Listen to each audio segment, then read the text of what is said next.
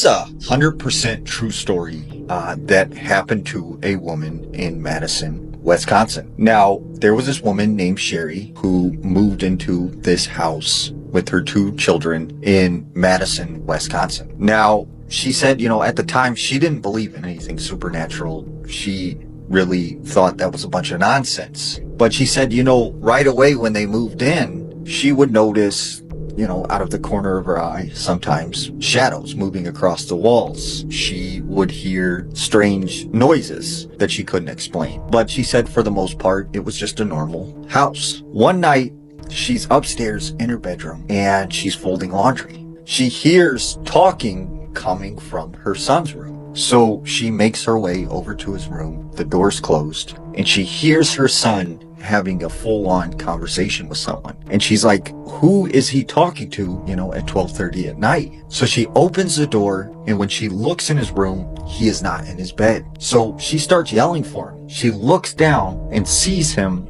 next to the side of his bed, on his knees, crouched down with his head under the bed, talking to someone. And she's like, hey, who are you talking to? Like, who's under there? And her son's like, I can't tell you. And she said, what do you mean you can't tell me? Like, who's under the bed? And he's like, I can't say. He'll get mad. And she's like, what? Who's under there? So she runs over to the bed and she looks underneath there. It's empty. There's nothing under there. So she's like, you know what? Just get back in bed. Like, just stop, doing whatever you're doing. Several weeks pass, and on a regular basis, she keeps finding her son talking to someone under the bed, except there's no one there. So after a few weeks of this happening, she thinks maybe something is wrong with her son. So she takes him to this child therapist. The therapist assesses him and says, he seems completely fine. It's probably just his imagination. So several months pass and he keeps on doing this. Well, one day she's sitting down in the living room with him and they're talking when she notices he has some scratches and bruises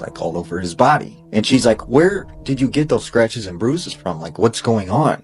And he's like, I can't say, I can't tell you. And she's like, yes, you have to tell me, what is going on with you? And finally he breaks down and he starts crying and stuff. And he just starts freaking out. And then he runs up to his room. So the mom, at this time is like, I don't know what to do. What is going on with my son? She's just panicking. Later that night, she's awoken to her son screaming in his bedroom.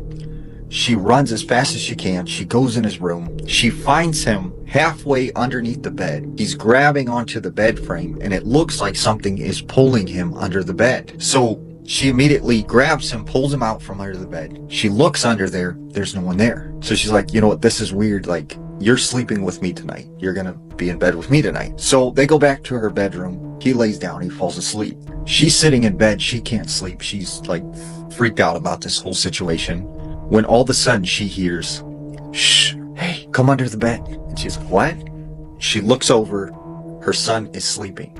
But then once again, she hears, hey, come here under the bed. I need to talk to you. And it's a man's voice. And she's like, no, who are you? Go away. And the man's like, come on, get under the bed. I need to tell you something. And she's like, no, I'm not going under the bed. And she said this man, whoever he was, just started yelling obscenities and getting really angry. So she grabs her son. They get out of the house. And she said she left that night and never went back. And still to this day, that house sits there. And she said she's talked to the neighbors. And they said since she's moved, several families have lived there and they move out immediately.